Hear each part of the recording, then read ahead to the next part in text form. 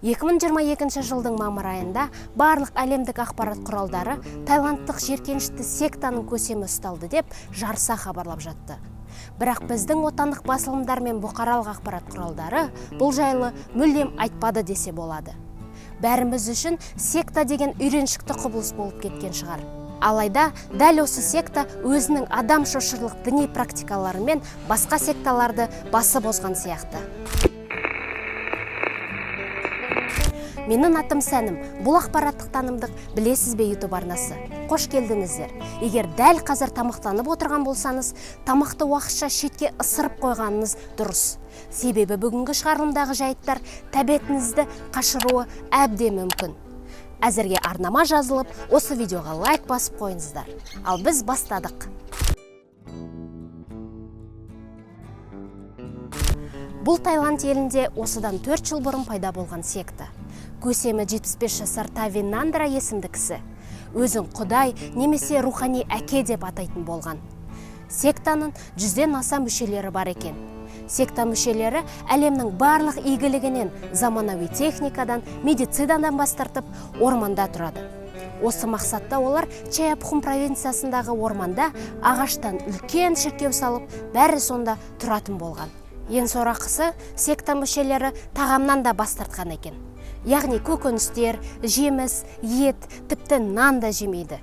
Тағам ретінде секта көсемі Тави Нандраның боғын жейтін болған. Я, дұрыс естідіңіз, тағам ретінде адамның үлкен дәретін пайдаланатын болған. Ол ма, секта мүшелері судың орнына көсемнің сідігін, яғни кіші дәретін ішетін болған екен. Сосын аптасына бір рет секта көсемі секта мүшелеріне деликатес дайындап отырған. Ол кокос қабығын үгітіп, оған өзінің жүнін араластырып беретін болған екен. Неліктен бұл сектанттар әлемнің бар игілігінен бас тартқан? Себебі қарапайым. Қазіргі замандағы азық-түліктер, тіпті су зиян химиялық элементтерге толы. Ал оларды азық ретінде пайдалану денсаулыққа зиян. Денсаулық бұл құдайдың аманаты. Аманатқа қиянат жасауға болмайды. Қиянат жасасан тозаққа түсесің. Ал секта көсемі Тави Нандра құдай. Яғни оның боғы да, сідігі де, тіпті жүні де қасиетті. Оларды асқа пайдаланғандар рухани және тани тұрғыда тазарып, жұмаққа бір қадам жақындайды деп сенеді.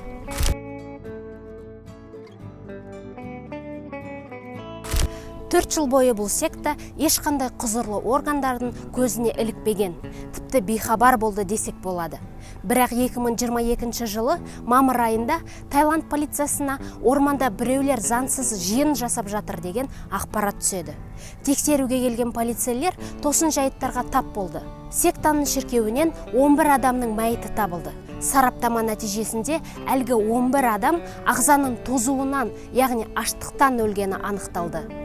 Үйреншікті тағамнан бас тартып, тек кіші және үлкен дәретпен тамақтануы, одан бөлек жүн аралас кокостың қабығын жеуі ағзаларына орны толмас зиян келтірген.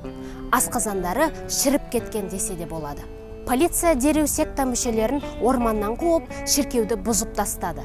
Ал секта көсемі Тави Нандраның үстінен қылмыстық іс қозғалып, қамауға алынды. Қызығы, секта мүшелері адамдардың өліміне қарамастан көсемдеріне деген сенімі өшпеген.